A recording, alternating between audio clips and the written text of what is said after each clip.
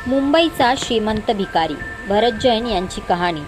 मुंबई एक असं शहर जिथे करोडपती राहतात, पण हे शहर असंही आहे जिथं एक भिकारी करोडपती झाला आहे। होय, आपण ऐकलं ते खरं आहे। आज आपण जाणून घेणार आहोत भारतातील सर्वात श्रीमंत भिकाऱ्याची भरत जैन यांची कहाणी। भरत जैन मुंबईच्या छत्रपती शिवाजी महाराज टर्मिनस परिसरात दिसणारा एक सर्वसामान्य भिकारी, पण त्यांचं बॅकग्राऊंड ऐकल्यावर तुम्ही थक्क व्हाल, कारण भीक मागून भरत जैन आज 8 कोटी रुपयांचा मालक आहे। भरत जैनकडे आज मुंबईत 2 फ्लॅट्स आहेत, प्रत्येकाची किंमत सुमारे 1,40,00,000।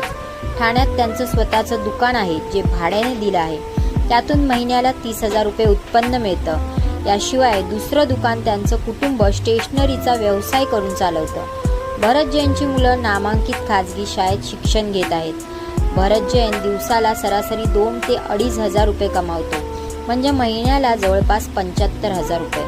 हे सगळं तो भीक मागून मिळवतो, पण त्यांचं विशेष म्हणजे तो पैसे उधळत नाही, शहाणपणानं गुंतवणूक करतो। पैसे कुठे गुंतवायचे, किती राखून ठेवायचे याचा भरत जैन विचार करतो, आणि हाच विचार त्याला श्रीमंत बनवतो।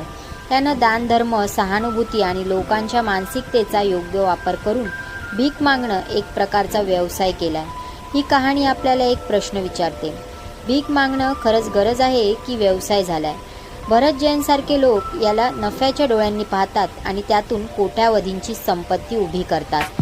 म्हणूनच म्हणतात, व्यवस्था समजून घेतली तर रस्त्यावरही कोट्याधीश होता येतं। ही होती भारतातील सर्वात श्रीमंत भिकाऱ्याची भरत जैन यांची कहाणी। व्हिडिओ आवडला असेल तर चॅनलला सबस्क्राईब करा आणि लाईक, कमेंट, शेअर करायला विसरू नका।